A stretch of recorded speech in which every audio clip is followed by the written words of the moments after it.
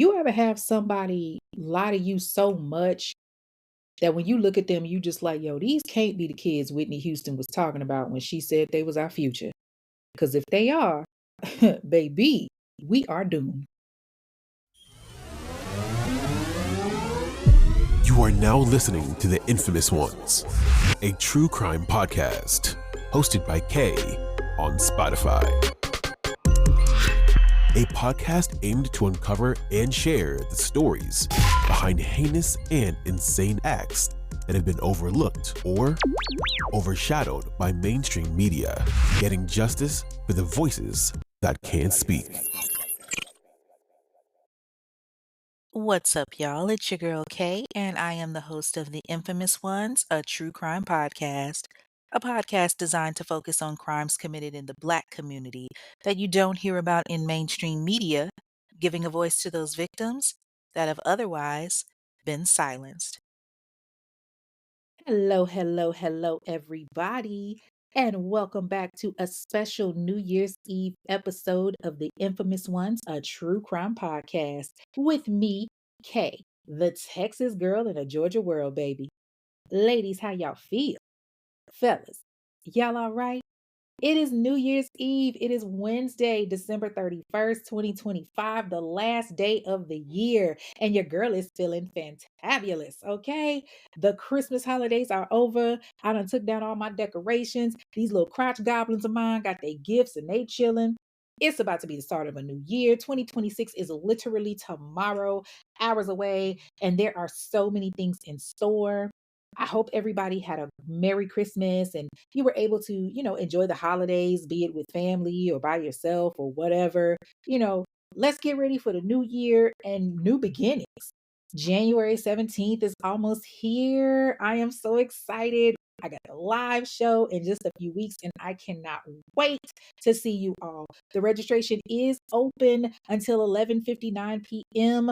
By the time you hear this episode, it is New Year's Eve, so make sure that you get your free ticket because January 1st, you won't be able to get a free ticket. You'll still be able to purchase the drink package, but ain't no point in purchasing it if you ain't gonna beat it. So make sure that you go ahead after you hear this episode, you go ahead and download your free ticket or register for your free ticket. If you haven't done so, do it now. Okay. We're gonna have some great drinks from Tipsy Sips. It's gonna be some great fun. And of course, true crime. Okay. And the case for the live show, whoo, child. It is a crazy one.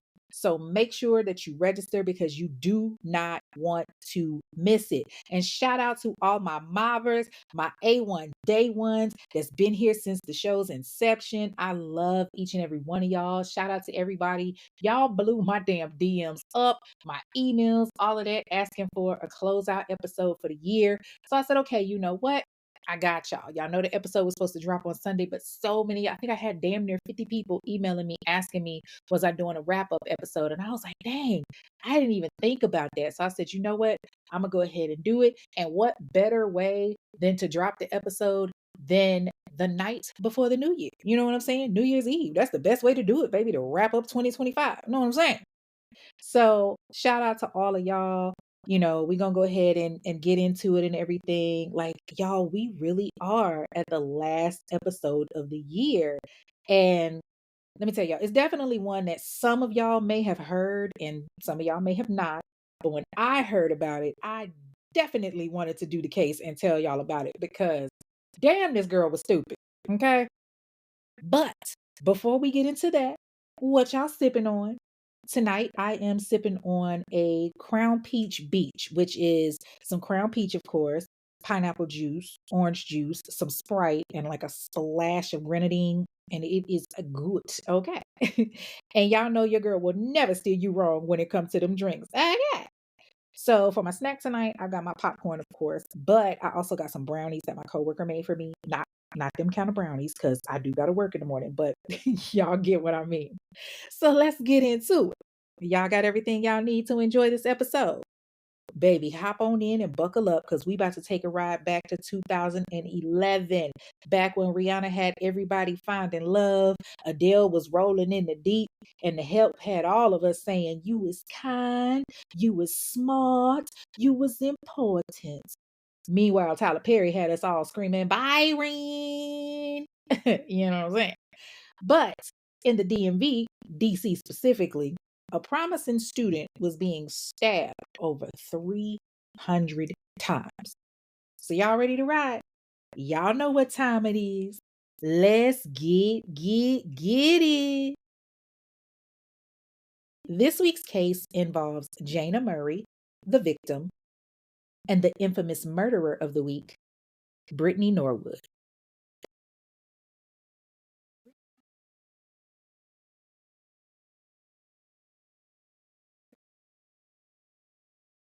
Came from a very big family because, including her, she also had four brothers and four sisters. Now, I couldn't find all of the siblings' names, but I know two of the brothers were named Chris and Andre Norwood Jr. And then she had a sister, Marissa, that was older than her by like a few years, if that. But Earl and Larkita were very well respected in their neighborhood. They were known for, being a giving family and successful. They owned a furniture upholstery and fabric business. And the kids wanted for nothing. And their parents made sure to keep them active in several activities to keep them busy, keep them occupied. Brittany herself, she played soccer and she participated in other activities as well. Her friends on the team were describing her as like, the very sweet, funny, and amazing soccer player. She attended Decatur High School in Federal Way, Washington, where she graduated in 2000. But Brittany had a little bit of a problem. Like she had some real adhesive fingers. Like Shotty Girl stayed stealing. The very same soccer mates that praised her and was like, oh, she's so sweet, she's so funny. Yeah. They were also like, oh my God, she steals so much. Oh my God, she lie about everything. Oh my God, like she stayed jacking. Like, watch your purse, baby. Watch your stuff, because she gonna take it and swear it's hers. Whether it be clothes or money, she was taking it. She also stayed working though. Like once she graduated from high school, she moved to Long Island, New York to study sociology at Stony Brook University, where she continued playing soccer through her junior year. And she had actually been named the 2002 National Soccer Coaches Association of American Northeast Regional Teams. That's a long ass title, fam. So clearly, she knew what she was doing on the field. In addition to that, she would hold down part time jobs while going to school, but they never really lasted long enough because there were always suspicions of things being taken, whether, it be by her friends or her roommates. Like they knew when she was stealing, and her family did too. They would try to, get on her about it, but Brittany was going to do what she wanted to do. And I mean, she was a beautiful girl. So it was never hard for her to find or get a man. Like she could pull a dude in a minute.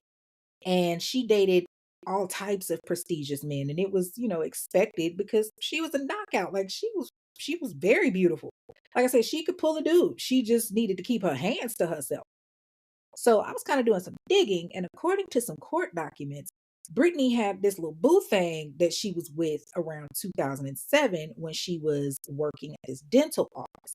He was actually a dentist at the practice, and they were kicking it real heavy. She had a key to the crib. He's buying her stuff, all of that.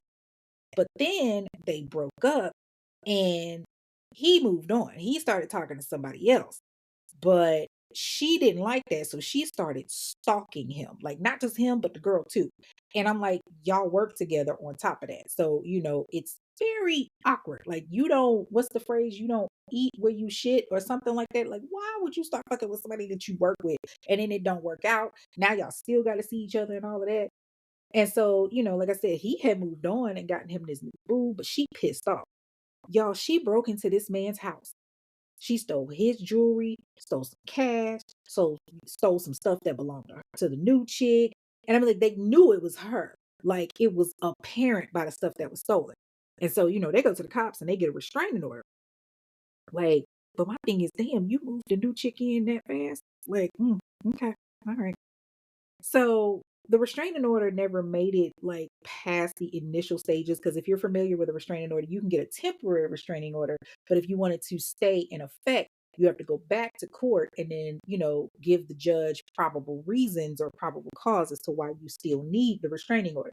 So it never got to that point because every time they were supposed to go to court, Brittany would have to reschedule it because it was, oh, I got to work, or oh, I got this, or oh, I got that. And so it kept getting rescheduled and then they just dropped it.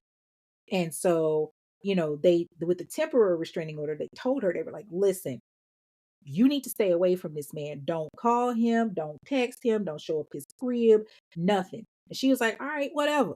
You know damn well that girl didn't listen because she damn sure popped up one day while him and his girl was out and they were like, look, you ain't supposed to be around here. So they had to call the cops. Cops had to come out and was like, hey, you need to go ahead with that, go ahead with that bullshit. And I mean, she left, but there was the fact that she still did it. So despite that little setback, Brittany kept pushing. She had her a nice place with her roommate. Her roommate was Aaron McManaman.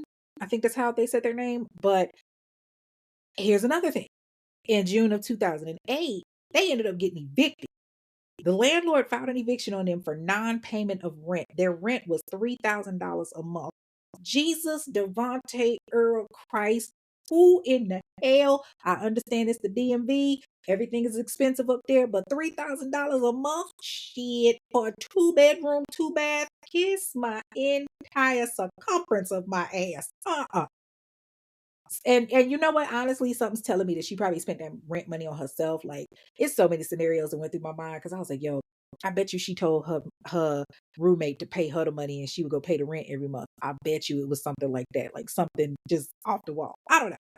But, they ended up getting evicted and she had to move back in with one of her sisters, the one that she was really close with, Marissa. So even though this was going on, she still had big dreams. She had dreams of opening up a gym. And so, like I said, she moved in with her sister. She's like, okay, I'm just gonna get a job, whatever, whatever.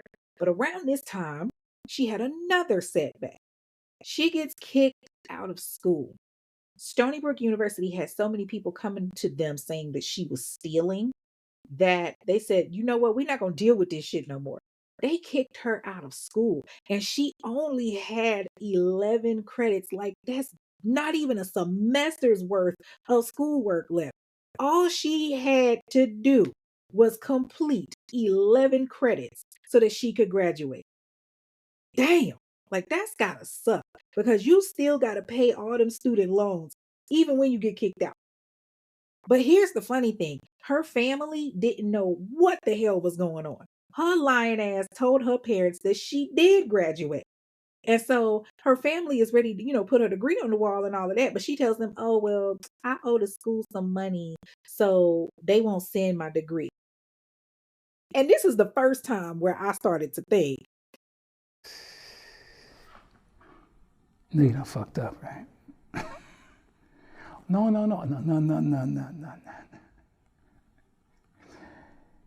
You know you done fucked up, right? listen, I know that it's early on in the story that I said that, but I'm saying it because that's for everybody. That's for not just Brittany, but her parents too. Because why would you tell such a stupid lie? Like, and if my child busted their ass for the last damn 4 years of college, and I know that I want to hang that degree on my wall, I'm going to call the school to see how much the bill is so that if anything, I can go ahead and pay it and my child can pay me back later because best believe your ass going to have a job. Like, you told your parents, oh, well, I owe the school money, but I did graduate. And then you still get to participate in commencement. Even if you owe money, they just won't mail you your degree. But bitch, you can still participate in commencement. So my question is, if you graduated and you told your folks that you graduated, what did you say about your graduation ceremony itself? Did you say, oh, I just don't feel like walking? Because we know that's a crock. Because honey, when I tell you black folks will show up and show out at graduation, see, that right there lets me know this entire thing. She fucked up with that lie and they fucked up for believing it. Okay. Like, I'm just sitting there like, did Brittany not think, hey, my folks may try to contact the school to get information, but I don't know. Maybe they just were that, I don't know. Because damn, I guess they didn't. Now, around this time, she had also picked up some extracurricular activities outside of stealing. She was starting to steal from companies too. Like, okay, so there was this one occasion where she went to a salon to get a sew in. And of course, they slaved that ass to the guards, honey. But when it come time for her to pay, she acts like her purse is stolen. And she puts on the performance of a lifetime. Oh my God, where's my purse? Somebody stole my purse. No, heifer, you stole their services, raggedy ass.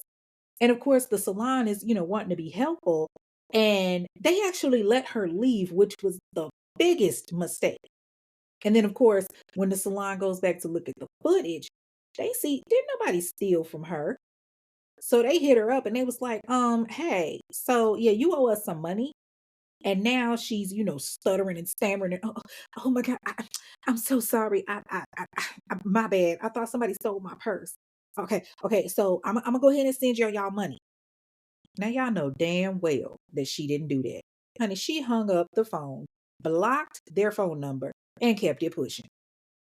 But on top of her little crime spree, Brittany had another interesting hobby. I guess she felt like she had to keep her hair done up and all of that and keep up appearances because she started responding to Craigslist ads for sex. Like Shawty Girl was out there pimping out that hot pocket on the low, making that thing look like Arby's loose roast beef sandwiches. Okay. I'm just saying. I'm sorry. So in addition to that, she also got a job at a hotel and she was doing a really good job because she got promoted to manager. But for whatever reason, she decided not to stay there. Maybe it was, her prostituting her cakes and, that was paying the bills, but she wanted to pursue her dream of opening her gym even more. So she started putting in applications in different places that she felt would help get her closer to that dream. One of those places being Lululemon. Now, as we all know, Lululemon is a chain that is popular for its apparel of yoga pants and yoga wear. They used to sell it specifically, but now I believe they sell other types of athletic apparel too. The pricing is pretty much okay, but some items I personally feel are a little bit overpriced. Oh, but when them sales drop, best believe I'm hitting them up because I like to work out and I live for some yoga pants. Before, a lot of people, it was a great place to work. At least Jana Murray thought so. Jana Troxel Murray was born November 22nd, 1980 in Wichita, Kansas to David and Phyllis Roslyn Murray. She had two brothers, Dirk and David III. She was the only girl, so she was spoiled as hell, and there ain't nothing wrong with that. Jana was the bright-eyed student that everyone loved. She grew up in Texas and she was into animals and she loved to travel and dance. She was one that really loved helping people and volunteered for so many different organizations. And she found love kind of early, I mean extremely early. She met her man Frazier in the 7th grade and they had pretty much, been together ever since. After high school, she got to travel the world. She attended St. Louis University in Madrid for 2 years, and then she moved all the way to DC and attended George Washington University, where she finished her Bachelor's of Science. And then she attended the world famous John Hopkins University. Y'all remember that? Y'all have probably heard of that. If you watched that show, The Game, back in the day, med school Melanie stayed talking about Johns Hopkins. So that's where she attended, and she was working on both her master's of communication and her master's in business administration. Damn, she got about as many degrees as I do. Talk about accomplished. But she did all of this while working at Lululemon and, even had time for love. Like I said, Jana was involved with her man, Fraser Bachel, who he was just madly in love with her. And of course, they had that puppy dog love when they were little, but once they started to go to college, and getting into their lives, they kind of separated for a little bit, but they found their way back to each other. And they got serious real quick because unbeknownst to Jana, Frazier was just waiting on her to graduate so he could propose. Like he had already gone to her mother and her father and asked for her hand and was told yes. Like, see, I love that. That shows so much respect. Like he wanted to be respectful and make sure that he had their permission. And I can respect that. Like I will honestly say that is the one thing I can say about my ex-husband is that he, asked for my hand in marriage and spoke to my father about it. And I was just like, okay. Everything else, I ain't gonna get into that. But I'm just saying, I'm gonna give him credit for that because everything else he, kick rocks without socks and slit his wrist. Anyway, so like I said, he had asked for her parents, to have her hand in marriage and everything. And, he wanted to make sure that she could focus on finishing her degree. So he was like, yeah, I'm going to hold off. And she was actually in the process of writing her final thesis on Lululemon's business model so that she could apply to their corporate office after she graduated. And I mean, she had been with the store for about 5 years and she was doing phenomenal. So, by all accounts, both ladies were wildly successful. Jana seemed a bit more successful though. So, they're both at work, working hard. There had, already been a few instances where things had come up missing and whatnot with the store. Now, Jana is at the store in Maryland and Brittany is at a different store. And low key, they're kind of like watching Brittany because they're noticing things that are happening in the store. Like she had taken advantage of certain things when it came to their apparel and when it came to sales and all of that. For example, when you work at an apparel store, you get what's called an employee discount. And Lululemon had a great employee discount where employees could get like 70% off. Baby, don't let it be a good sale too. Cause 70% off, shit. But Lululemon was a little different. They had a cap at how much you could purchase. So like most places, 70% off, get what you get. Lululemon was like, all right, yeah, we're gonna do 70% off, but you can only buy up to $1,000 worth of merchandise. And everyone was well aware of the policy. Like, I mean, it's literally in the employee handbook along with many other rules. So that means double, that means Brittany would know the rule as well. But she didn't care. She would actually go and exceed the amount. Like if the policy said, okay, no more than 1,000, best believe she going for two, sometimes more than that. And the store would tell her like, okay, hey, Brittany, this is a fireable offense. Don't do this shit again. And she did it again and again and again. And, management told her like, hey, this is stealing. We can't have that. You're fired. But Brittany wasn't concerned. She laughed that shit right on off. Oh, you hoes can't get rid of me.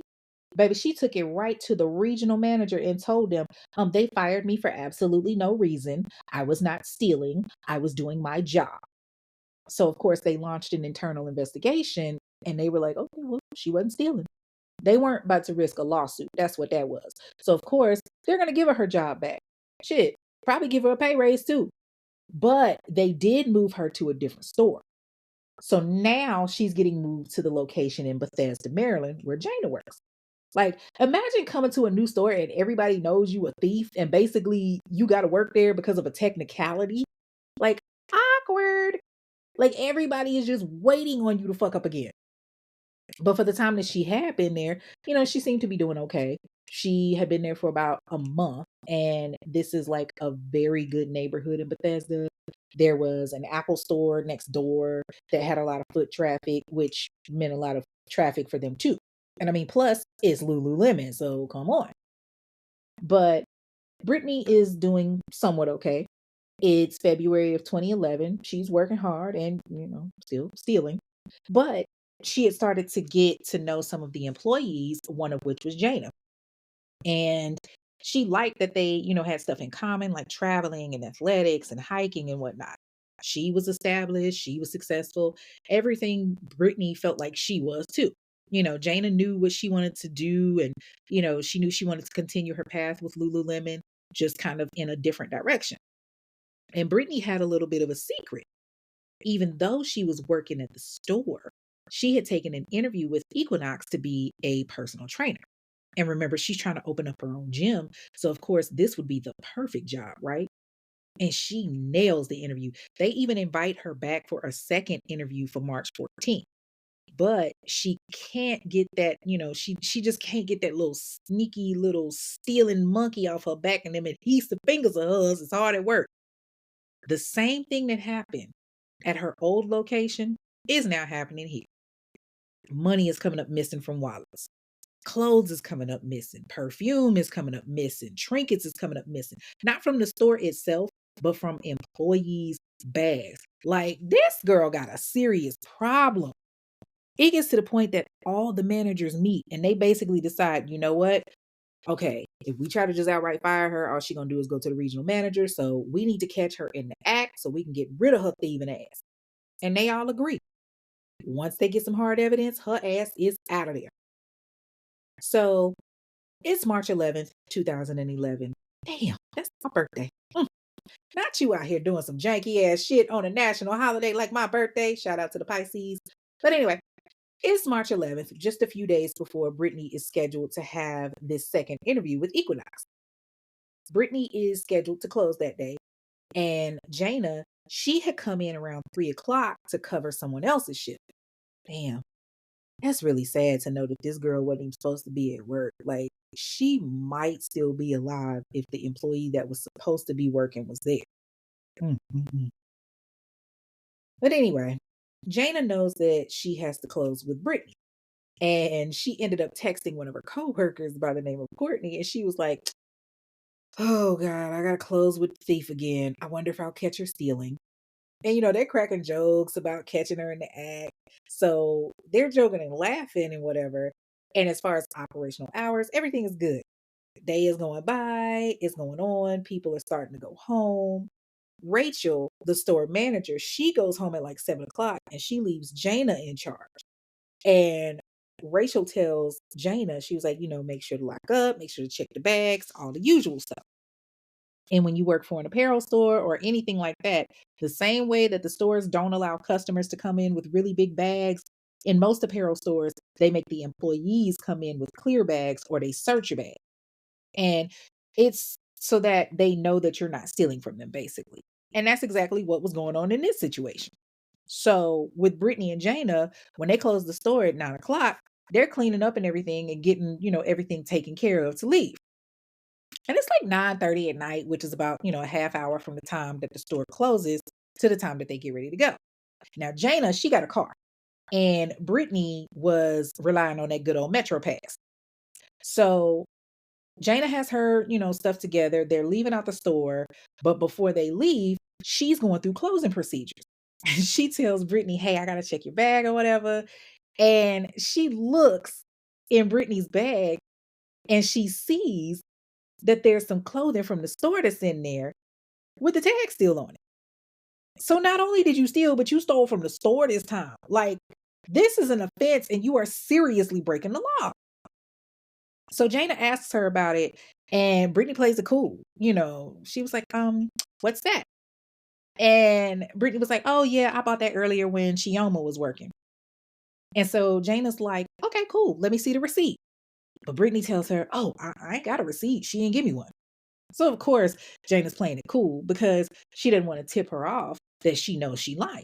And she figures she can just, deal with it in the morning or let one of the managers deal with it. She's just ready to go. So she figures she would leave and call Rachel and, tell her what's up. So they leave the store. Jana gets in her car and she ready to go home.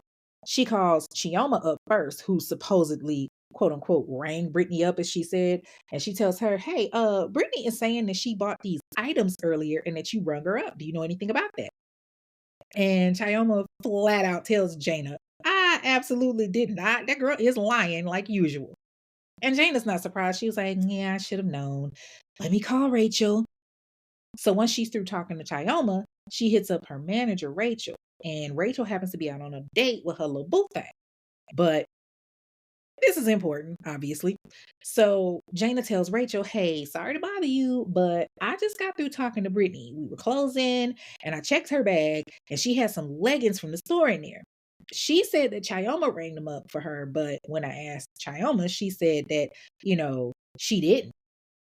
And Rachel is happy as hell. She was like, yeah, now we got her ass. Now we can fire her ass. Meanwhile, I'm guessing that Brittany is starting to realize that she fucked up because now she knows, damn, she knows I stole this stuff. And so eventually they going to, check with the manager who's going to confirm that she didn't actually buy the items. So she's trying to figure out how she can smooth things over and not get fired. Good luck with that. So she calls that same manager and she makes up this lie. She was like, hey, I accidentally left my wallet in the store. Can you get Jana's number for me so that I can call her to have her meet me over there? And Rachel's like, all right, cool, whatever. Because in her mind, it's only a matter of hours before they get rid of her ass. So she gives Brittany Jana's phone number. I probably wouldn't have done that just because even though we all work together, your ass is about to be fired and you got a history of doing crazy shit. And that history is public knowledge. But she did it anyway. So she texts Jana and she tells her, hey, I accidentally left my wallet at the store and I need it because my Metro Pass is in there. And Jana, she's kind of irritated because one, Brittany texted her and she did not want this girl to have her phone number. But now she got to go back to the store after she's already headed home. But she's chill about it. She was like, you know what? My laptop is there anyway. I was just going to go get it in the morning, but I guess I'll go get it now. So she gets back to the store and it's like a little after 10 o'clock and Brittany walks up and Jana, had parked in the fire lane in the front because she wasn't planning on being there long. And it's after hours anyway. No need to, park it far. So she goes inside with Brittany and deactivates the alarm. And Brittany has to walk all the way to the back of the store where the employee area is so that she can get her stuff. So they go in there and they go all the way to the back and Brittany kind of disappears.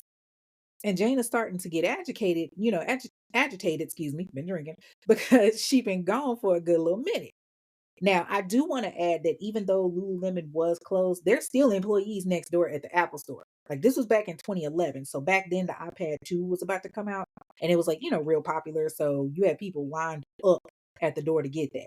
Like they have a lot of foot traffic. They know it's going to be a lot of people wanting it. And so there were only, a few employees, a girl by the name of Yana and a guy named Rico. And then they had their, security guard over there. So just kind of keep that in your memory bank.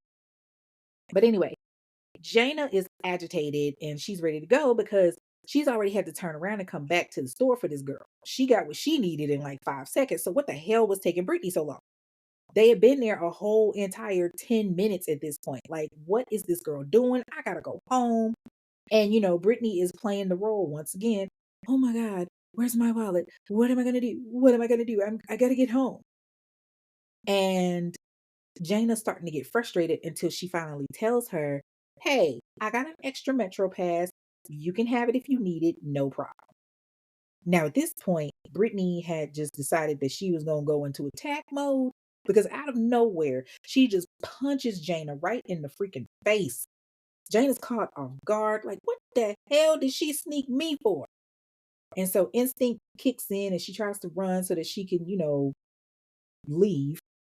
And she gets to the front, but Brittany catches her and knocks her down and then drags her to the back of the store where she was in the first place.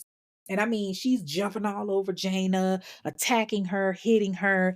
Jana's screaming, like, what are you doing? What's happening? Talk to me. Don't do this. Talk to me. What's going on?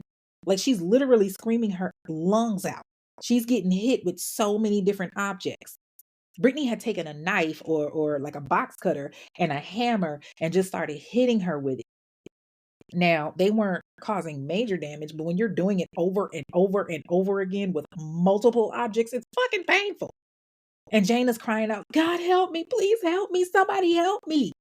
Meanwhile, next door at the Apple store, the security guard got his headphones in and he listening to music. He hears the commotion over at the store, but he's not thinking anything of it. He's just thinking, oh, it's just two girls arguing. It's Lululemon. There's a lot of females that work there. So all he does is knock on the wall in a way, I guess, to, tell them to keep it down or something. I don't know. So he knocks on the wall, but that's about all he can do because his job is to worry about the Apple store and, getting them ready for product. Like all that time, they hear the noise, but nobody's doing anything. Nobody's going to check. And Brittany is continuing to attack and come after Jaina.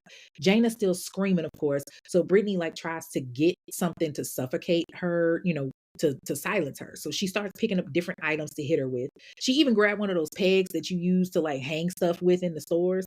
They typically have them hanging on the wall where you can like hang multiple apparel items or whatever. So she grabs one of those and she's just beating her with it. She's cutting her, she's hitting her with the hammer. Anything that she can do, everything that she can get her hands on.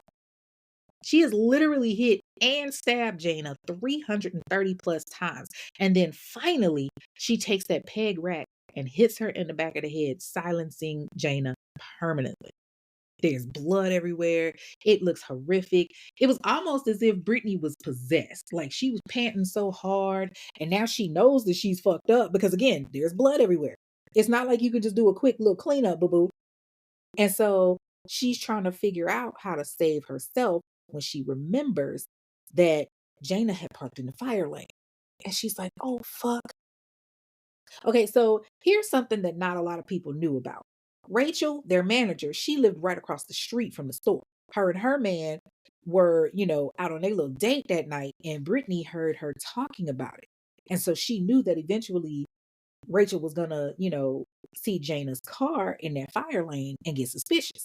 So she grabs Jaina's keys, she gets in the car, and she parks at a couple of blocks away. How nobody saw this girl bloodied is beyond me because she has blood all over her. Not to mention defensive wounds. Like, I mean, it's not like Jaina just laid there and took it. And so it boggles me that nobody saw her. But once she moves the car, she goes back to the store. She's got to try to figure out what she's going to do because, they were both in the store together and it's too much for her to clean up. So she takes some size 14 men's Reebok sneakers that the store used for a display. She puts them on and she starts stepping around the store, making bloody footprints everywhere to make it look like, a guy was there. Then she took her own shoes and stepped in some of the blood and just like put bloody footprints everywhere. And she did that all the way up to the exit. She then proceeds to cut holes in both her and Jaina's pants in the crotch area to stage a sexual assault. Do y'all hear what I just said?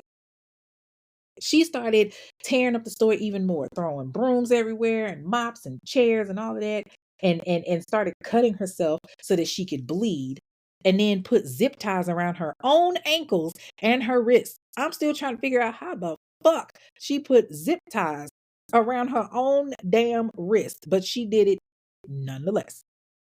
I'm guessing maybe she like security with her teeth. Who knows? Like she got the mindset of a psychopath. So she lays herself down on the floor in the room and puts her hands over her head and takes her a little nap. I mean, it is after midnight. She's had a long day of, thieving and killing. It's now March 12th and Rachel has to open up the store. She had told Jaina that she was going to come in to help open since she left early to go have her date with her man. So she gets in there and it's like 8 o'clock in the morning and she was kind of confused because the door was unlocked. And when she goes inside, she sees that it's a little bit of a disarray. There's bloody shoe prints on the floor and she's like, oh, fuck. So she calls 911 and she tells them, hey, I'm the manager here at LuLulemon. I think somebody broke in and robbed us. Can you get somebody here quickly? And they assure her that they can send someone. And she goes next door to the Apple store where there's a line of people waiting for the iPad too. So she goes to this random dude and she was like, can you escort me to my store? And I mean, I get it because, she's like scared to go by herself. So this guy's name was Ryan. And I couldn't find his last name to save my life, but his name was Ryan. And so Ryan was like, yeah, I got you. I'll go ahead and, go in with you. So he goes inside the store with her and he tells her to wait at the front. He starts walking through the store and he's seeing more and more blood stains. And he's feeling like something ain't right. And then he sees this purple door that's at the back and there's a lot of blood coming from it. And his spidey senses is tingling. He was like, say, ma'am, you may need to call the police back and tell them that this is more than just a robbery. And when he opens the door, he sees Jaina Murray's body laying face down in a pool of blood. And he starts screaming, call 911, call 911. And Rachel does just that. But while she's doing that, he's still looking through the store. Now, Jaina is laying there face down in her own blood, and there's like a toolbox literally on her back, and there's like a wrench and a hammer by her body, plus a bunch of other items that, like the peg rack and all of that. Like she's bloody. And again, it's blood everywhere. It's spattered all over the walls. It's spattered everywhere. And so he keeps, looking, and then he sees another woman. And it's a black girl laying on the ground, and she's zip tied. And she's unconscious. She's got her arms over her head, and her face is also bloody. She doesn't look as, bad as Jaina, but she still looks a little rough too. And so he goes over to her and he was like, "Ma'am, are you okay?" He's asking this to both Jaina and Brittany, but Brittany is the only one that's answering. She starts moaning as if, she's coming to, basically coming to, and acting like she's just so hurt. So Rachel gives the 911 dispatcher the update of what was going on and how they found, Brittany. And it was funny because the officer that got on scene was like this lone female officer. And she walked in and she saw all of that and she was like, "Yeah, send in some backup units like ASAP. This is more than a robbery. It's 2 bodies in here. Y'all need to bring an ambulance and all of that." And so she sees, Brittany lying there in her zip ties and all of that. Her underwear, have been ripped off. Jaina's underwear had been ripped off, the whole nine. And so EMS gets on scene and they take Brittany and they rush her to the hospital. And there they pronounce Jaina dead. So while they're rushing her to the hospital, they're making their observations on Brittany. Her pants and underwear have been ripped. She appears to be in distress. She couldn't have been, she could have been sexually assaulted. She's been bound. They see all of this. They go ahead and assign a detective to the case, which was Deanna Mackey of the Montgomery County Police Department. Once Brittany's at the hospital and they get her cleared and everything, she's good to go. Detective Mackey comes in and she interviews Brittany and she's asking her questions like, "Well, what can you tell me? What happened?" Basic stuff like that. And Brittany, she gives her version. She says, "Listen, we were working. We left around 9:45 at night. I realized I didn't have my wallet. I hit up, Jaina to see if she could meet me back at the store because I needed my Metro card and I couldn't find it. And Jaina told me I could use hers. So we started getting ready to leave. And out of nowhere, this guy comes in and he just hit Jaina in the face. And then another guy came and grabbed me and dragged me by my hair back to the back room." And so the cop asks her to tell her what, they look like. And she continues with the theatrics. She says, "I don't know. They were in black ski masks and hoodies and they just started attacking us. One was tall and one was shorthand and they were demanding that we give them the money and I didn't know what to do. I didn't have the combination and they got mad and so they tied me up and they just started raping me and they were calling me all kind of names, saying I was a dirty nigger and all of that. And every time he would call me a name, he would just cut me and he took his dick out and I thought he was gonna put it in me, but then he started talking about, "Oh, you think I'm stupid? You think that I'm stupid to let you leave it in?" And so, she was like, "He picked up a hanger and he said he was gonna fuck me with that, and he took a coat hanger and he started raping me with it." Okay, so let's pause the story here. Now, she wasn't talking about a regular coat hanger. It was one of those coat hangers that like you have the ridges on them to keep like the little strings and stuff, hanging on it or whatever. They have like those kind of attachments or whatever. And so at this point, Brittany's putting on a performance of a lifetime, honey. She crying, she boo-hooing, and there's actual tears. Like, this bitch here deserved an Oscar, a Tony. Fuck that. She deserved the EGOT for performances, okay? So the detective then questions what was going on with Jaina. And she tells her that the whole time the assailants just hurting her and, not wanting to hear her out and all of that. And She was like, I didn't know what else to do. I didn't know what else to do. I was tied up. I was trying to get to her. I didn't know what to do. So the detective Mackey, he kind of pries in, trying to get details of the person's, like, everything. So basically, Detective Mackey, is trying to get this information, and she's like, okay, is they white, black, Hispanic, whatever. And so Bethany tells her that she doesn't know because they had masks on, so she didn't get a chance to see, their skin color. But they sounded white, especially since they kept, you know, calling her a nigger with the hard ER. Like, and she's like, well, I just assumed that they were white. And then she kind of like finally speaks up with a little bit of, an epiphany. And she was like, oh God, Jana is is my friend okay? Is my friend gone? Is she gonna be okay?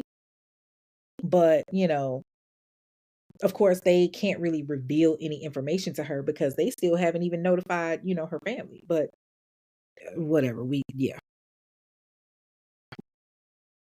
So, after this crazy ass interview, Detective Mackey just decides, hey, you know what? Okay, I'm just going to go ahead, let her get arrested.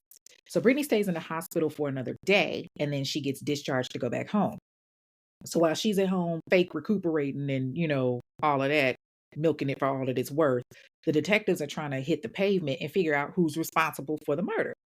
So the detectives, they think that there's two men that did this, two potentially white men that did this. So they're on the lookout for two white guys, but they don't know anything about them. They just know that they're wearing all black and wearing ski masks. One was tall, one was short. One of them had a book bag, and clearly one of them had some big ass feet and left their shoes behind. Who the fuck does that? First of all, who the fuck? Okay. Jesus, this case irked me. So naturally, the first thing that you do is you check security footage because CCTV usually tells you what's going on. Well, Lululemon didn't have footage, but Apple did. So of course, it's not going to show you, what happened on the inside of the Lululemon store, but it's like somewhat of a lead as to what happened.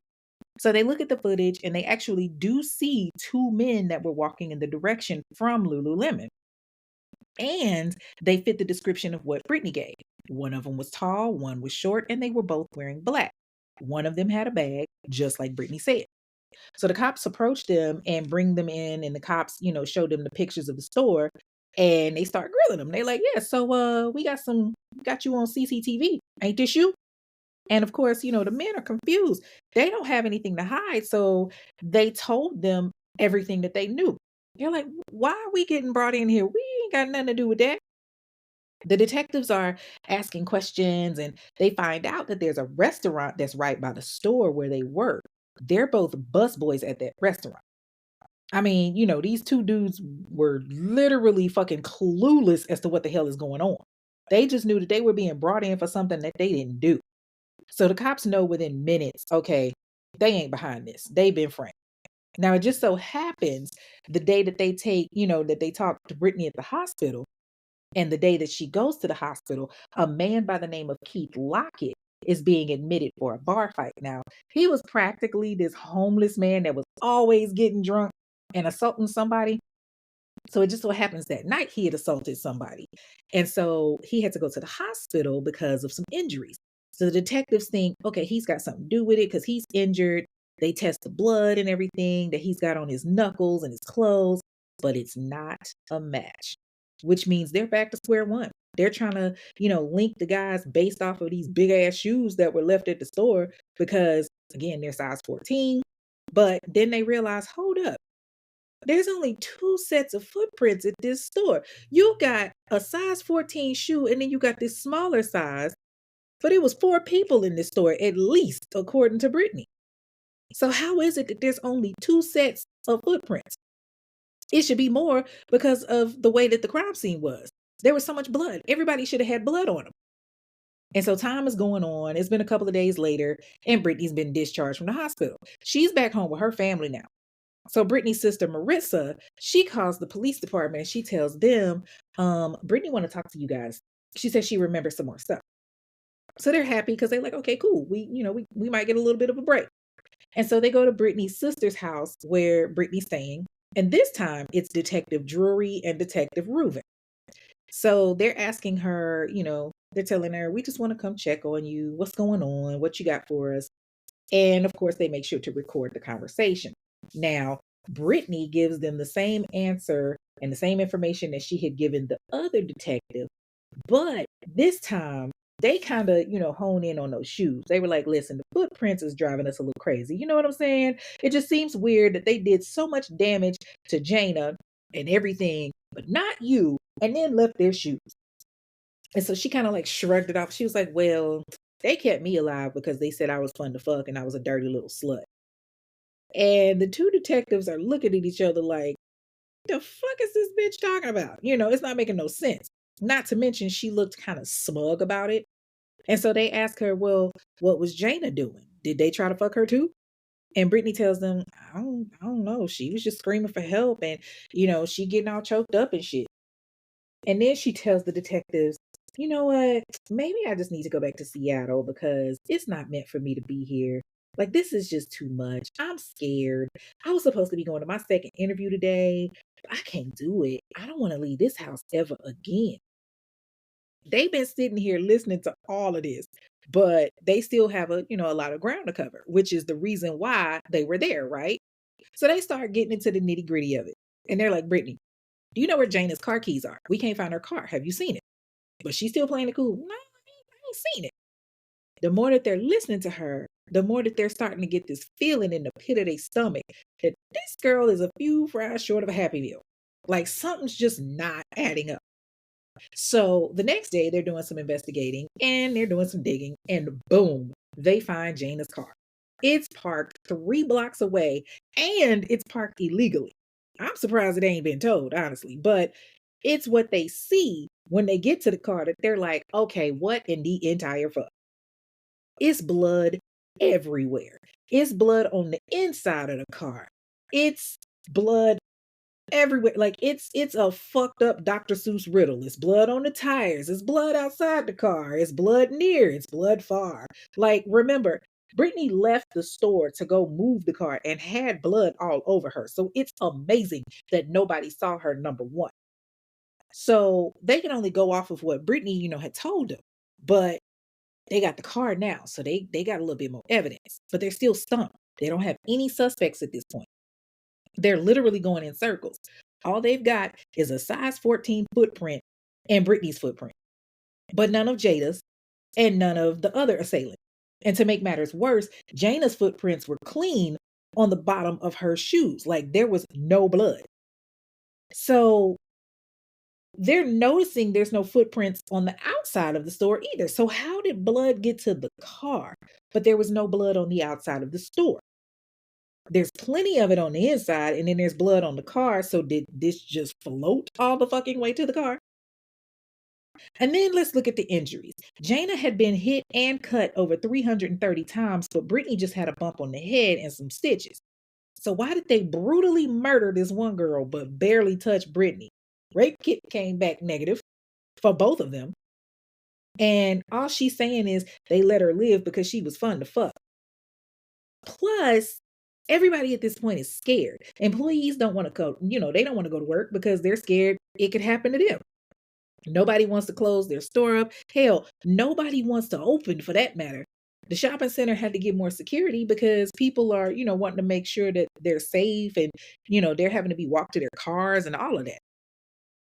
Now, it's been 5 days since the murder. It's now Wednesday, March 16th, and Brittany comes into the police station. Lord Jesus. Y'all, I'm sorry, but this girl irked the fuck out of me. Damn. So she goes to the police station and they're being told, their boss is like, press this girl because she knows more than what she's telling us. And so they're like, Brittany, we're kind of at a standstill with this. So what we need to do is we need to get some samples from you. We need to get your hair. We need your blood. We need your fingerprints, all of that. So we can separate the fingerprints and everything from the ones at the scene of the crime and all of that.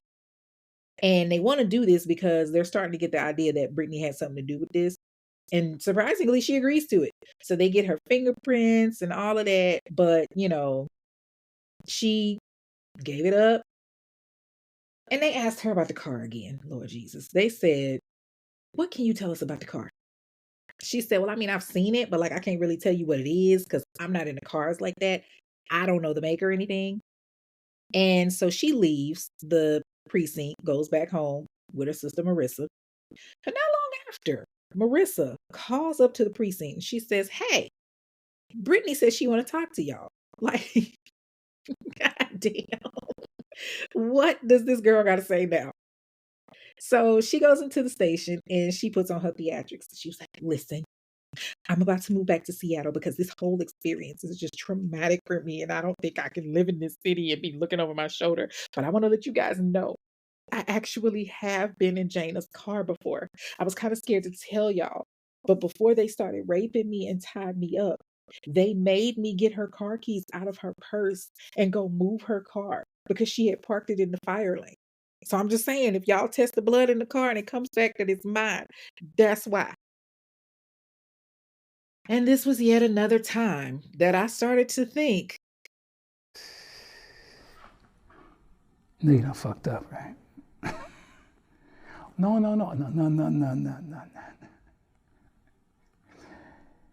You know you done fucked up, right? girl, so stupid. Because, girl, you telling the cops that you moved a car a few blocks away from the store and you didn't take off to go get help. You ain't try to run.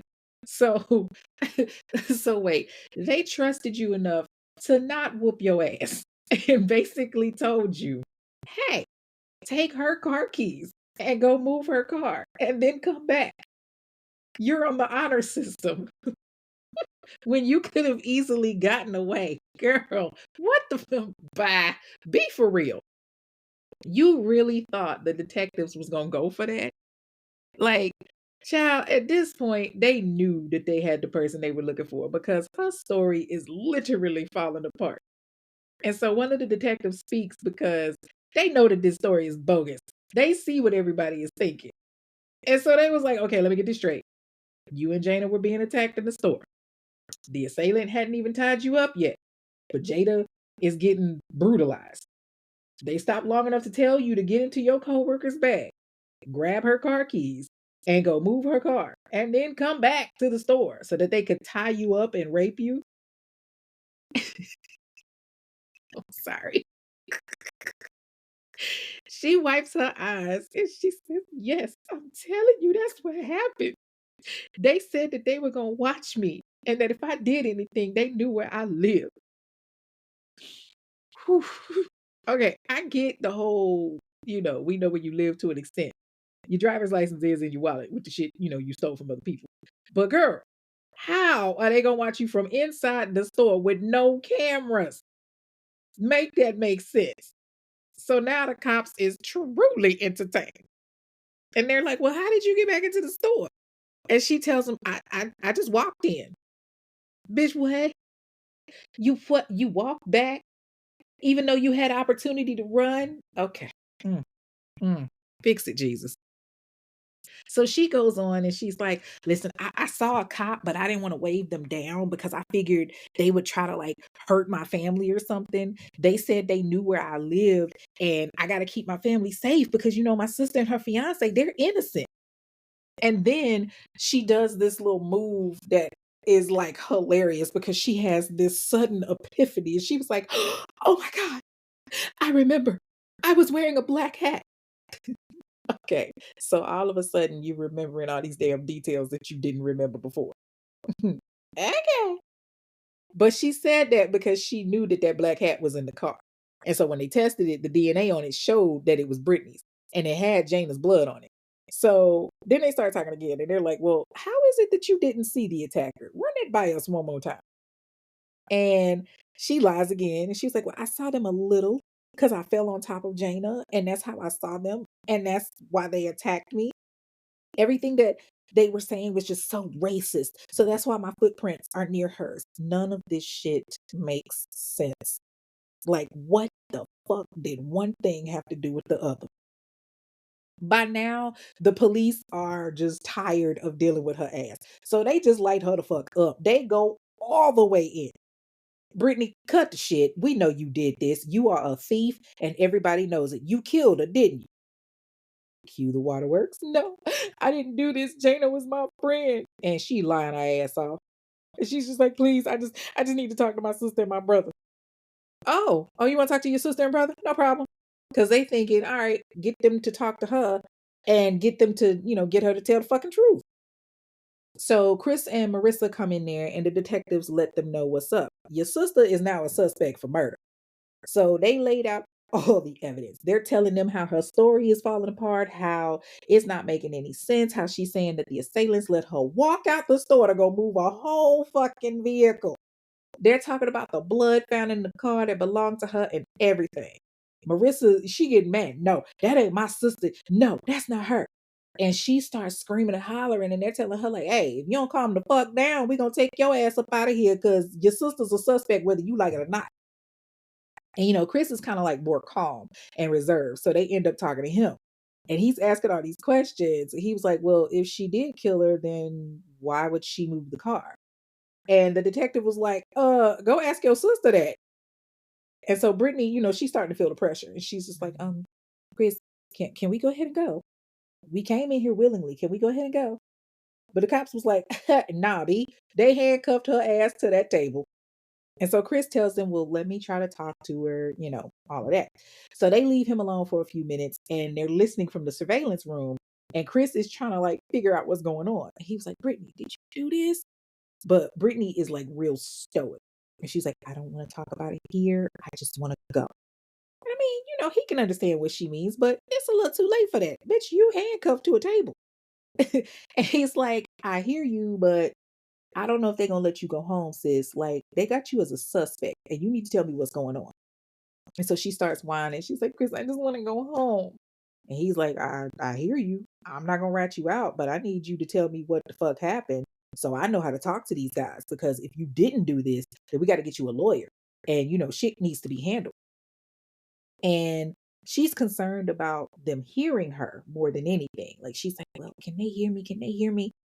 And he's trying to reassure her. He's like, even if they did hear anything, you're good, sis. It's not admissible in court. Right now, we got to get you an attorney because you got to be quiet now. You've talked to so many people, detectives and therapists and all of that. We got to keep you guarded and safe. And now Brittany's freaking out when she hears this. She's like, Chris, what are we going to do? What are we going to do? And he starts thinking and he says, we can either say that it was temporary insanity or we can say that it was self-defense.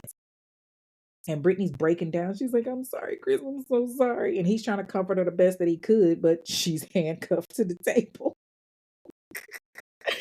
And so she starts telling him little by little about what happened. And he learns that, she was in trouble for stealing and that she knew that Jana was going to tell Rachel what she had done. And so he asks her, well, have you stolen before? And Brittany was like, no, this was my first time I stole from this store. From this store being the key word. But of course, she was lying about that. And so Chris was really like, paying attention to his sister. And he tells her flat out, Brittany, you are lying. Every time you look down, you're lying. And you've done it several times now. If you're going to lie, look somewhere else so that it isn't obvious that you lie. See, Big Brothers knew exactly what the fuck was going on with her. He knew her ass was lying and he knew that her ass was a thief. She had stolen so much shit. Later that night, March 18th, Brittany Norwood gets charged with first-degree premeditated murder. Now, Jana's funeral was held the next night, and literally her family and friends finds out on the way to the funeral that they've arrested Brittany Norwood. And the sick part is, Jana's family actually sent Brittany flowers, which was crazy to me. So Brittany is taken to the Montgomery County Jail, and the whole time she's in there, all she's doing is just complaining. She talking about how rough she look. Oh my God, my hair, my nails are so messed up. Bitch, you are in jail. This ain't top model. So she sits in the jail because no bond. And she's waiting for like 7 months for her trial. And like her trial was probably one of the longest trials that I've ever seen. Like it was right up there with OJ. Okay. Now, initially, they offered her a plea deal. They told her if she pleaded guilty, that she could potentially get parole after 15 years if she confessed to the courts and told them and Jana's family what happened. but she turned it down. So the prosecution said, fuck it. We gonna come after your ass hard. And that's exactly what they did. They butt fucked her no lube. Okay. They used text messages between Jana and Rachel, the messages that Brittany had sent Jana to lure her back to the store, everything. So the trial started on October 26th, 2011. Courthouse is packed with over 200 people. Brittany's family is there. Jana's family is there. Everybody trying to figure out what's going to happen as they start this trial. Now, Brittany's defense attorney was Doug Wood, and he was like, yes, she killed Jana. She snapped. And the prosecution, John McCarthy, was like, she ain't snapped. She planned it. She started seeing red. The defense, of course, tried to argue that it was unplanned. And, that's why she was using objects versus one thing. And so the prosecution is like, well, did she tell you that she faked the robbery? Did she tell you how she stole from the store? Did she tell you how she planned to have Jana come back inside so she could attack her? Honey, the prosecution went in on Brittany and how brutal she was.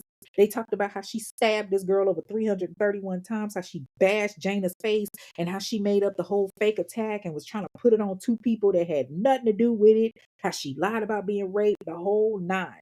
Because realistically, you could have started a race war. You could have started a lot of shit. And, they even talked about how Jana was fighting back. She wasn't just taking it. Because Brittany had over 100 defensive wounds on her body too, not including the ones where she damn near, where she cut her damn self. And of course, they brought up the Apple employees and how they not only heard the commotion, but didn't do anything except bang on the wall. But honestly, I can't really get mad at that because they're busy, trying to protect their own. And so prosecution is bringing up multiple witnesses, one of which was the medical examiner that said that when she stabbed Jana in her neck, in the back of her brain, that she kind of like severed her spinal cord. That was the blow that killed her. The prosecution was trying to get the majority, to understand that it was premeditated murder due to the number of weapons that Brittany used. She averaged 10 hits per weapon. The blood pattern expert showed that she wasn't defending herself like she said she was when she said she was getting attacked. No, she was literally sitting over Jana most of the time. And the sad part is, Brittany really thought she was going to get away with some shit because the defense kept saying it was self-defense and that, she didn't snap and all of that. But at the end of the day, prosecution nailed it. Brittany is a kleptomaniac. She's got a personality disorder. She's a pathological liar. She's got no remorse or guilt. And she basically got her ass into a boiling pot of hot water. And at this point, I think the defense had just given up and was like, there's no point of us fighting this. We just gonna keep it peaceful. They ain't call up not one witness. I know I would be 38 hot if I was Brittany. So the jury goes out on November 2nd, 2012 to deliberate. And they weren't gone long. The jury left for like 10 minutes. 10 minutes? Fuck, that's crazy. They went out and got some coffee and talked about what they was going to watch on TV. And it was like, well, let's go back inside and tell the judge. So the judge asks them, have they reached their verdict? And surprise, surprise, Brittany Norwood is found guilty of first-degree murder. And she kind of just like sat there. But what really made shit pop off was the sentencing phase. So Brittany has to sit and wait for a couple of months before her sentencing, right? And on January 27th, she gets sentenced. And the judge was so pissed off. Like, he got heated when he was telling her about what her sentence was going to be. And Brittany, her mom and dad and her brothers and sisters, they've all written letters to the judge begging him, please don't kill her. Don't let her, don't leave her on death row. Give her parole. Give her an opportunity to reform. And the judge asked Brittany if she had anything to say. And she gets up there with her little pink blouse and blazer, and she starts her waterworks. Now, I'm going to read to y'all what she said, and it pissed me off because there was absolutely no remorse whatsoever. So she says, during the break, I really considered if I wanted to say anything because I figured, what's the point? But for the Murray family, what do I honestly say to your family when your daughter is gone and I'm the one who's been convicted of her murder? I know whatever I say to you today won't take the pain away over your loss of Jana. Before I go to prison, I need for you to hear me tell you how deeply sorry I am. My hope for your family is that someday you will be able to find forgiveness in your heart and peace. I am truly sorry for my family. As you know, I couldn't have asked for a better family. Mom and Dad, you've been loving and supportive. And so have my brothers and sisters. I've always had a special bond with each of you. I'm truly blessed to have you as my family. Your Honor, I understand I'll be severely punished for the crime I've been convicted of, and now I have to face possible lifetime in prison. I know there are many people who want for me to have a sentence without hope, but I'm asking you today to leave me with some. I ask this for my family, for my mom and dad. Thank you. Yeah, absolutely no remorse. Baby, her mama in there crying. Jana's family is crying. And the judge, Robert Greenberg, he is not here for the shit. He looked Brittany dead in the eyes with disgust. Well, I guess we'll never know, Miss Norwood, whether you went back to that Lululemon store if you intended to kill Miss Murray. I'm not 100% that when you went back there, that was your intention, but once you started your assault, you reveled in the gore. You found yourself an incredible strength to rain down more than 300 blows with a variety of instruments. With adrenaline coursing through your body, you mutilated this woman. After every blow, you had a chance to think about what you were doing. The lies that you told afterwards were incredible. You're one hell of a liar, ma'am. I watched your family during this trial and I wanted to cry for them. I sat at home and I hit an object over and over like this. Now, at this point, he's hitting the bench where he's seated multiple times, like he's striking the fuck out of it. And he says, it took me 350 times took me 3 minutes. For me to do that 331 times, it took me 3 whole minutes. You switched up your weapons. How many times did you switch up your weapons? You had plenty of time to stop. You had plenty of pauses and breaks, and you just didn't take advantage of any of them. Then he tells her, stand up, Miss Norwood. And that's exactly what Brittany did. She stood up. She stood like a G until he said, it is the sentence of this court that you be confined to the Maryland Division of Correction for the balance of your natural life without the possibility of parole. Yeah, she cracked a little bit when she heard that. And that is where she remains to this day as inmate 376-6566 in Jessup, Maryland. Now, in the event that this wasn't enough information on Miss Norwood, you can always check out the story of Brittany Norwood, the Lululemon murderer, as she's been coined. Several broadcasting networks and television networks and podcasts and everything have picked this episode. She had an episode on Snapped in 2012. Then there was an episode on Red Rum in 2014, an episode on Autopsy in 2023, as well as Forensic Files and Murder in the 21st. And then in 2013, police reporter Dan Morris published a book called The Yoga Store Murderer, the shocking true account of the Lululemon athletic killing. So there's like a lot of different stories out there about her. But that is the story of Brittany Norwood with her big forehead having ass. Psst, guess what? I just found the ultimate go-to for candy-coated fruit. Sweet and sticky. Okay, not like that. Get your mind out of the gutter, people. Candy coated fruit is not just sweet, it's sticky, addictive, and dripping with crave worthy deliciousness. Based in Warner Robins, Georgia, it's a local pop up shop and it is the ultimate place to satisfy your sugary cravings. Whether you're looking for a delightful treat for yourself or a gift for someone special, Sweet and Sticky has the best treats ever. They've got convenient pickup and delivery options, and they are sure to satisfy your mouth-watering creations with ease. So make sure that you order today. And hey, tell them Kay from the Infamous One sent you. For orders or inquiries, reach out to 478-244-9064. That's 478-244-9064. Don't feel like calling? Send them an email. Email it to jasminejones9386@gmail.com. That's JasminJones9386@gmail.com. Now listen, shipping options are available for restricted items, so don't wait. Get your order in today and experience the sweetness that will keep you coming back for more. And now it is time for Fair or Foul, where we look at the justice system to determine if the sentencing that was given was indeed fair or if it was just some bullshit that's going to have us sitting back saying, what the fuck? On this one, with her getting life without parole, the only reason I say it's fair is because the death sentence is illegal in the state of Maryland.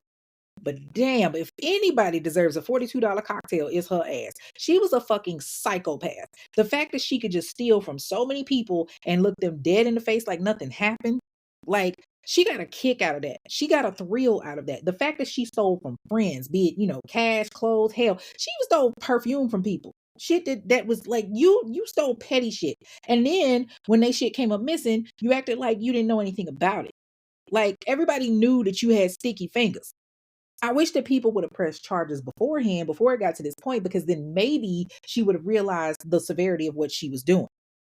But what really pissed me off is the fact that you took your ass up there and talked to the judge and talked and told Jana's family that, you could only apologize for being convicted.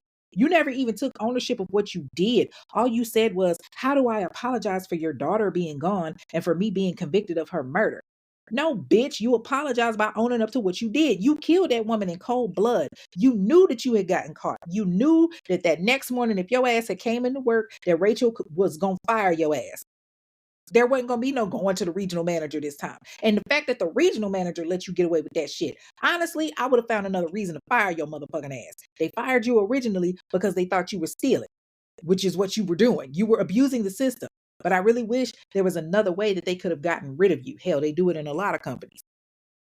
That way, you wouldn't have had the opportunity to appeal it. And, they still ended up moving your ass to another store. But at most, you would have gotten fired from your job for what you did. This wasn't worth murder. A pair of leggings wasn't worth murder. At most, you would have gotten a misdemeanor. So the fuck what? You still could have gone on about your day. You still could have gone on about your dream. You had a whole nother job lined up. But because you knew that your motherfucking ass had got caught, you decided to go to the length of murder.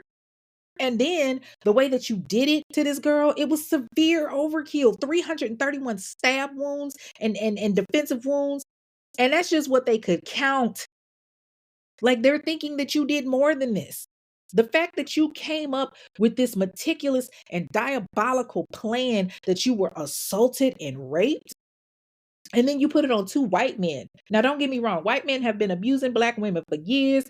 These flavorless Twinkies been out here fucking up and fucking over Black people for years. These saltines is out here getting away with murder and shit. But this kind of shit could have gone left. Look at what happened with Juicy Smollett. What's his name? Jussie Smollett. He went around talking about how two white men in MAGA hats attacked him. And, eventually they found out that wasn't the case. But Black folks was in an uproar ready to go out there and ride out on motherfuckers and fuck people up. Then they found out his ass was lying. You got cops thinking that two random ass white men walked into the store and decided to keep you alive because you were fun to fuck and calling you racial slurs. And if anything, they should have killed your ass instead of the white girl. But in your mind, that made sense. And then you kept saying the whole thing of, oh, they kept calling me a nigger and all of that. But what if a race riot had ensued? What if you had gotten these two boys arrested, that the two bus boys arrested? Thank God they, had strong alibis. But you could have got them fucked up as well and ruined their life. And I blame your family as well, because they knew what kind of fucking monster you were. Hell, your brother sat there and watched you lie and told you to your face he knew that you was lying. You were obvious with the shit. I just don't understand for the life of me why you killed this woman. I can't even say what was the reason, because we know what the reason was. It was a dumb reason. You did it because you didn't want to get caught. You did it because you knew she was going to tell Rachel, which she had already done. So what was killing her going to accomplish, because she had already told on you. She had already left the parking lot. But instead of you facing your consequences, you decided that you were going to kill her for doing her job.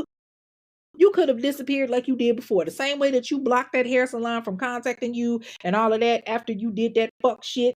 You could have done the same thing here. Fucking disappeared. You was talking about moving back to Seattle and everything because you knew that the block was hot, so to speak.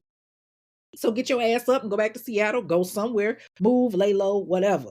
You got all these ads on Craigslist you responding to. You better take that roast beef, Arby's roast beef hot pocket of yours and get some money up off that thing. There were a number of options that you could have done other than murder. But at some point, you got to sit back and take accountability. And that's something that you didn't want to do. At some point, you have to sit back and say, this is my fault. But you couldn't do that. And now your ass is spending the rest of your life in fucking prison. I'm glad her family didn't take mercy on you. They shouldn't. Like, girl, fuck you. I'm glad that her family and everybody else sees who you really are. I'm glad that they got the justice that they deserve for Jana. Like I said, the way that your family handled some of your shit has me questioning them from jump. Hell, your own family didn't even know that you hadn't graduated from college and that you had gotten kicked out because of your thieving ass ways. Like, yo, if my child graduate, I'm at the graduation. And if you're not there, red flag, ding, ding, ding, ding. I'm hitting you up like, what the fuck happened? I'm throwing parties, all of that. Ain't no being humble. Graduation is a flex. You literally were a different person. Like you lied so much into so many people.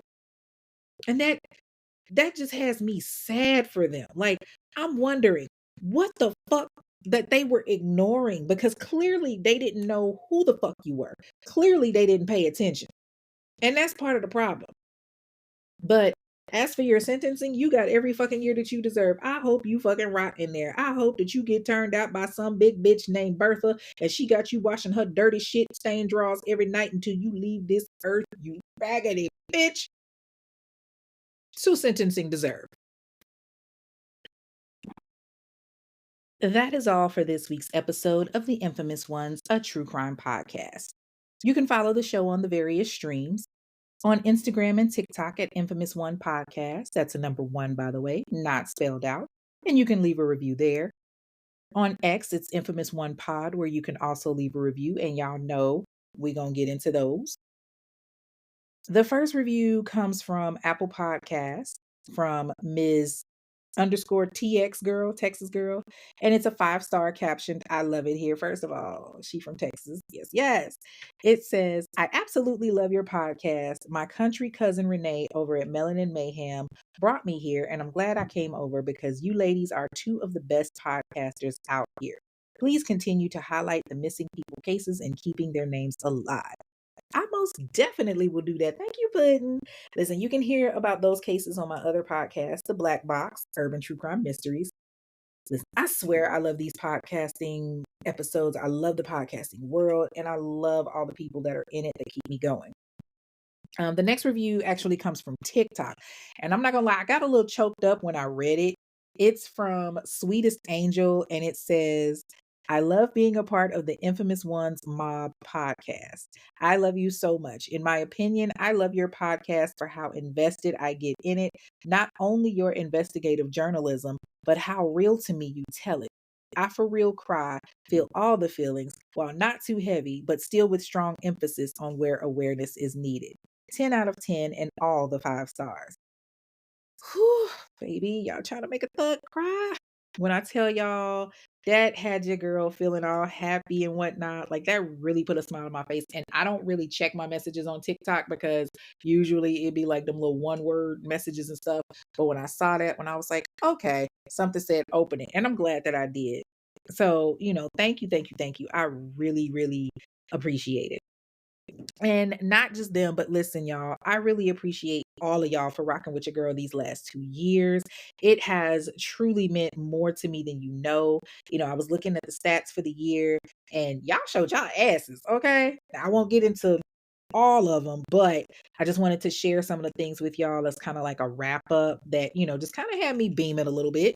Like first and foremost, so many of you had the Infamous Ones as your number one podcast or your number 2 or your number 3. And I love y'all so much for that. I definitely want to get more of you to have that same thing next year. Next year, I want to see so many people posting that, my show was their number 1 pick and all of that. I want the larger audience, the larger platform, and so much more. I am so excited for 2026.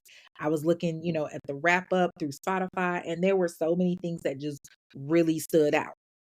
This year, there were 179,000 plays for the show. Like that may not be, as much compared to the other podcasters, but it is huge for me. Like I'm doing everything solo dolo from research to interviews to recordings to editing. And I know that next year and with some consistency, it'll be even better. And I'm praying to make that number twice as large. Like 179,000 plays is dope. Like that's almost 15,000 plays per month. So my ass got to be consistent because I need that monetization. You know what I'm saying? I want to be up there with the greats. Like I want to be where the people are. I'm just saying, but and I want to speak on the consistency thing for a minute because, there was an issue that I had to address in the Facebook group. And I'm like, yo, I get, I've addressed this before. Like I said, the last couple of months have been hell. The show drops sometimes on the wrong day. Sometimes it's a day or two or three or a week late, because shit happens. But at no point in time should you ever feel comfortable enough or feel, like me enough to tell me how to run my show. And it was a few people that inboxed me or sent me emails and was like, "You don't need to be doing this. You need to do it this way." And all kind of shit. And I had to check myself because I was about to come out of character and be like, "Who the fuck you think you talking to?" But, I caught myself because while I understand that, you guys are used to the show on Sundays, like there were a lot of things that I did differently. I was trying to see about streaming it on different days to see if that would increase the streams, increasing the numbers, increasing the listeners, increasing all of that. And then there were times where, I would get ready to drop it on a Sunday and I just personally wouldn't like it and be like, nah, I don't like how this is sounding. I need to change it. And I would just delete everything and start all over, you know. And on top of that, like I said in my, response, I am a mother of four. I was obtaining my doctorate. Yes, I am done now. Hallelujah. But I was obtaining my doctorate. I am a first responder. I work several days a week. Right now, I haven't had a day off yet. I am exhausted. Okay. Then, on top of that, still researching for two different podcasts, not just one, but two, writing the episodes, putting the episodes together. Those of you that do have podcasts that listen to this show, y'all know exactly what the hell I'm talking about. It is tedious. It is a lot of work. It's not just picking a subject and saying, all right, we're going to talk about this off bat. Like, no, it's research that goes into it because you can't give false information because you ain't trying to get sued. You know what I'm saying? So, yes, I can sit here and say all day long, oh, you're going to get episodes every Sunday. But I would be lying. That's the goal. But life happens. Kids get sick. I get sick. It fucking happens. So thank you for those that understood. Thank you for those that continue to listen. Thank you for those that stream every Sunday, Monday, Tuesday. As long as the episode is dropping, baby, enjoy it. Okay. This one was supposed to drop on Sunday, but when I got all them emails and inboxes, good Lord, y'all hit me up hard. Y'all gave a good idea. Y'all said, hey, let's turn this into a 2025 wrap up. And I rocks with that. So I said, all right, I'm gonna hold off on the episode for a couple of days so that way we can do both. And y'all get bonus content because I'm pretty sure this damn episode about to be damn near 2 hours. But still, I appreciate y'all. But yeah, those that, are coming at me trying to tell me how to run my show, I would strongly just advise that, you just continue to enjoy the stream, continue to enjoy the episodes, and, be respectful because 2026, yeah, this show gonna keep going, but it can get out of pocket if it need be. And I'm not that type of person. Y'all know I'm sweet as can be. The only time I pop off is when I'm talking about these crazy ass criminals like this dumbass, big ass forehead having ass girl today that decided that she was gonna go kill a coworker because she told on her for stealing, for doing something she ain't had no business doing in the first place. So anyway. Okay, so back to this wrap up. So, like I was saying, um, I will say that the audience area is kind of a little low. Like it was at 4,900 for the year. Don't get me wrong. I am definitely grateful because it seems like, people are streaming the show multiple times. Like I know I do it with certain podcasts. Sisters Who Kill is one of them. I can go back and listen to them from episode 1. And I swear every time I listen to it, it's like hearing a new case, that I've never heard because it's so many of them. So I definitely encourage y'all to do the same. If you rock with the infamous ones like that, listen from episode 1, see the growth, and you might hear stuff that you didn't hear before, so I definitely want to get that up. I know that, the number's only going to keep growing as long as I keep pushing. I really want that audience at like 10,000 next year or higher. Like I would love for it to be at least 15,000, but I'll settle for 10. But it's still a increase of 693% from last year. So, hey, let's see what 2026 brings. I did get about 3,500 new listeners. So I'm not mad at that at all. But what I really love is the fact that I had 5.6 million minutes listened. Like, damn, that is amazeballs. Like 5.6 million minutes. Let's go. That's what I'm talking about. Like, y'all are really showing up for your girl. Like, if I wasn't tipsy, I would cry. Actually, me being tipsy would probably make me cry. But I can't wait to see what next year brings. And, one of the most amazing things to me though is like the listeners that are all over the world. Like, I mean, yeah, we got lots of listeners from the US, but it's so cool when I see listeners from various countries. I've got listeners in Canada, the UK, Australia, Nigeria, South Africa, the Netherlands, Germany, Trinidad and Tobago, Mozambique. Like, I'm just in awe of the amount of places that popped up. Like, it's so many places that listen, and I never knew it would reach it like that. So, to every single country, I wish I could learn how to say thank you in every single language just so that, I could tell you guys that because that's so freaking dope. Um, oh, the funny thing, okay, so I was looking at the most listened to episode, and it's funny that the most streamed episode was Murder for Hire, which was in 2024, but it's still like the highest streamed. It had like damn near 7,000 listens for that one episode. Like, I love that. But for 2025, it was the Family Fucked My Husband episode. That episode was about Chastity West, the one that killed her little cousin after she was fucking her cousin's man and getting mad because he treated her like a 304. Yeah, y'all streamed the shit out of that episode. I think that one was season 3, episode 2.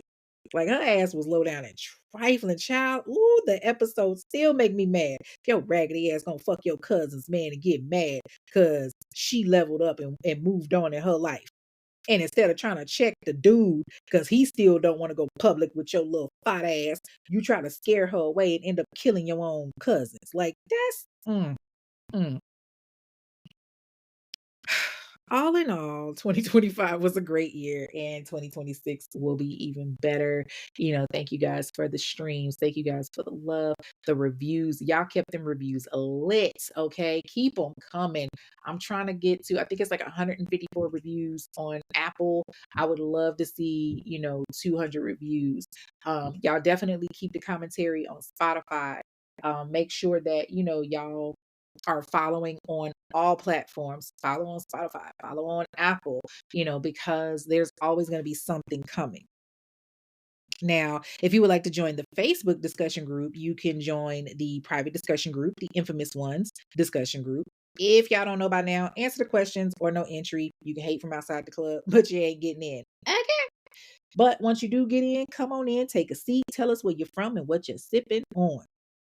Remember that the show streams on multiple streaming services like Odyssey, Apple Podcasts, iHeartRadio, and so on. So leave a review. It only takes a couple of seconds. The reviews matter, okay? All right, y'all. Let's hit these announcements real quick. January 17th, 2026 will be the live show at Mint Hill Studios in Charlotte, North Carolina. I know a ton of you have registered already, and some of you will be contacted within the next week because some of you registered for more than one ticket, but there's only one name. And I specifically have been saying for multiple times now, when you register for your ticket, you need to put the name of each individual. So if it's 2 tickets, then it needs to be Bonquisha on one ticket and Earl on the next one, okay? So I'll be contacting people shortly. Today, basically, Wednesday, December 31st, which is the last day of the year, is the last day to register for the event. So if you have not done so, register now. You can click the link in the Facebook group, or you can go to Eventbrite and search the Infamous Ones Live, and you can register there. Plus, we got the drink packages for $20. 4 drinks at $20, which is a great deal. Drinks will be able to be purchased in advance up until 30 minutes before the doors open. It cannot be sold at the venue per the venue's policy. So make sure that you register for your ticket. The event is free, but you have to register in order to attend. You cannot just show up the day of because they will be checking the list at the show. And if your name ain't on it, I can't help you because I'm going to be busy. Okay?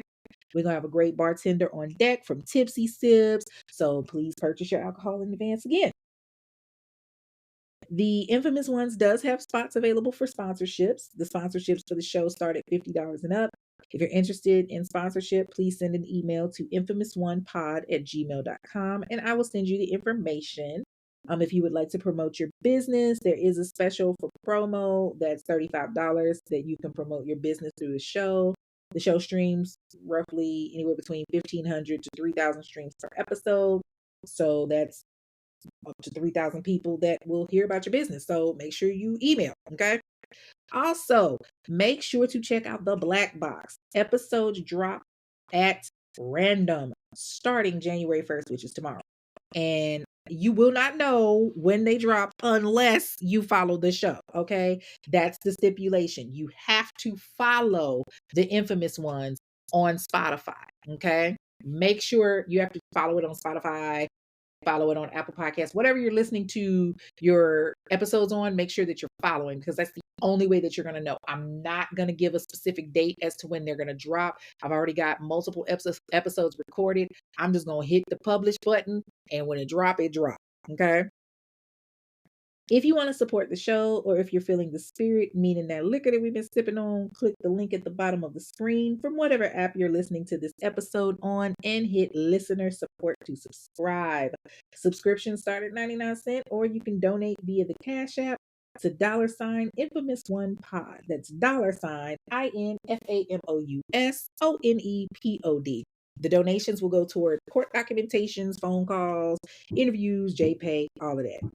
Now, if you have a case that you want to hear more on that you feel has been ignored in the Black community, if you want to inquire on ad space, sponsorship, or if you want to leave a review, send an email to infamous1pod@gmail.com. And once again, people, please share. This podcast is growing by the day, obviously based off of these statistics. So make sure that you keep sharing because it means the world to me. Until then, y'all know what it is. I'm your girl, Kay. Thank you for tuning in, and I will see y'all next week in the new year with a new episode. Stay mobbing, y'all, and have a happy new year. Peace. Thank you for listening to this episode of The Infamous Ones, a true crime podcast hosted by Kay. Be sure to like and comment on your favorite podcast platform and subscribe so that you never miss an episode.